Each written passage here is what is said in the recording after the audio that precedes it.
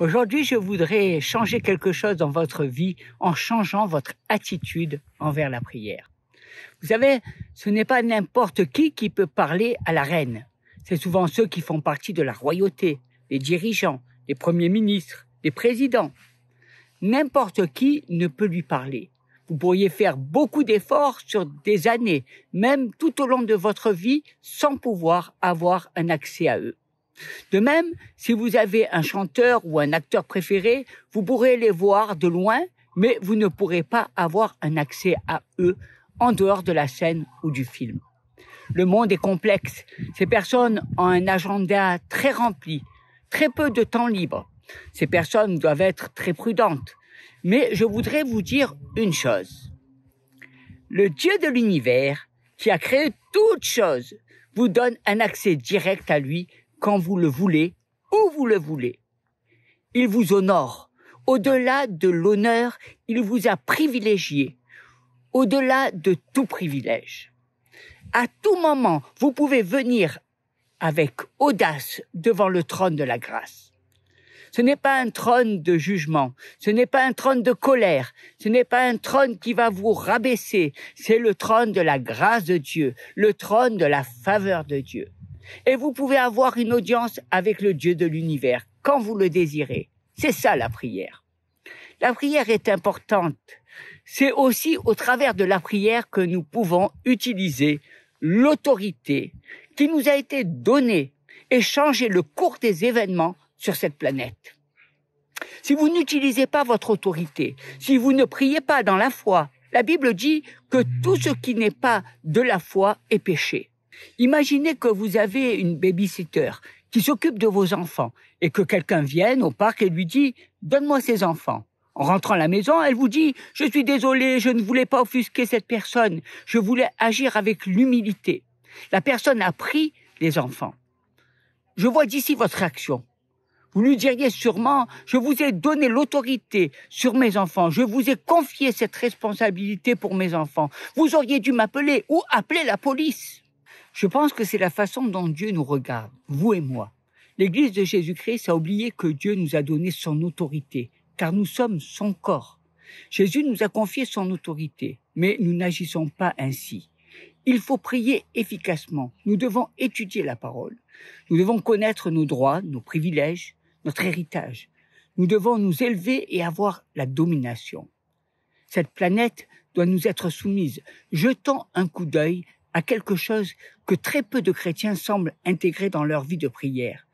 Il y a différentes règles qui régissent la prière. Quelqu'un m'a dit, je ne pense pas qu'il y ait des règles quand on prie.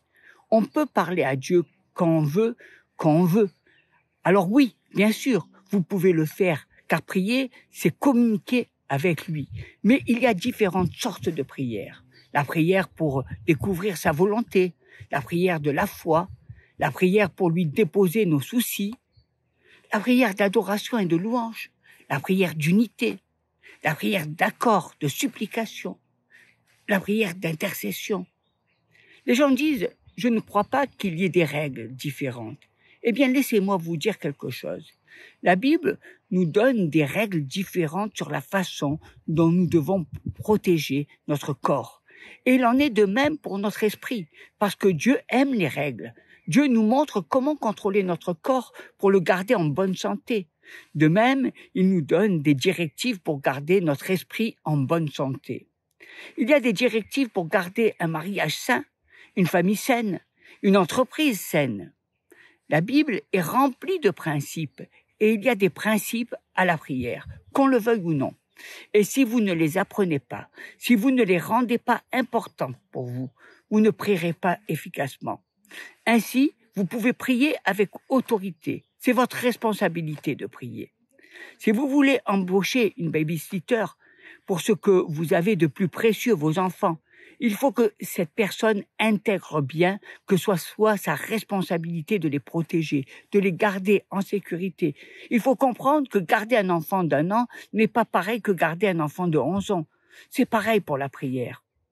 Dans le livre des Actes, au chapitre 13, verset 2, « Pendant qu'ils servaient le Seigneur dans leur ministère et qu'ils jeûnaient, le Saint-Esprit dit « Mettez-moi à part Barnabas et Saul pour l'œuvre à laquelle je les ai appelés ». J'ai découvert que c'est au travers d'une vie de louange et d'adoration de Dieu que j'ai pu avoir conscience de la présence de Dieu à mes côtés. Si vous n'êtes pas conscient de sa présence, vous ne serez pas conscient de sa voix. Si vous n'êtes pas conscient de la présence de Dieu, vous ne serez pas conscient de ce qu'il essaie de vous dire. Dans le verset, il servait, adorait et jeûnait. Un mot rapide sur le jeûne. Le jeûne est quelque chose dont les gens pensent qu'il donne beaucoup de pouvoir. J'ai vu beaucoup de gens voir le jeûne comme quelque chose qui va leur donner plus de puissance. C'est vrai que jeûner a une action bénéfique sur la santé physique, mais sur le plan spirituel, le jeûne vous maintient concentré. Donc le jeûne signifie que vous vous concentrez délibérément sur quelque chose. Vous ne vous inquiétez donc pas pour votre nourriture, votre télévision, ce qui se passe. Vous vous mettez à part avec Dieu. On voit à travers le verset que pendant qu'il priait, le Saint-Esprit a donné une directive claire concernant Barnabas et Saul. Il leur a donné la direction à prendre.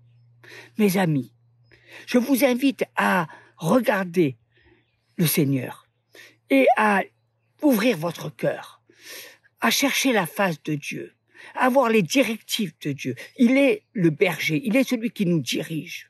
Et nous avons besoin d'être concentrés. Nous avons besoin de prendre nos responsabilités. Nous avons besoin de proclamer. C'est l'autorité que Dieu nous a confiée. Lorsque nous voyons, des choses qui sont difficiles à comprendre, proclamer la vérité. Parce que la vérité, amène l'affranchissement, amène la libération. Je vous invite à aller dans un lieu secret. Je vous invite à vous mettre à part, à être dans la concentration. Et pour cela, nous avons besoin du jeûne, afin de nous détacher de tout le quotidien, de tous les soucis, de toutes les circonstances, pour rester focalisés, pour rester concentrés, afin de pouvoir, être ses servants, afin de pouvoir apprendre l'épée de la parole et avoir la victoire, parce que nous avons un Dieu qui a eu toute victoire. La victoire a été accomplie à la croix du Calvaire et nous avons à saisir l'autorité de Jésus-Christ dans notre vie, dans notre ville, dans notre pays. Seigneur, que tout, je nous fléchisse au nom de Jésus. Amen.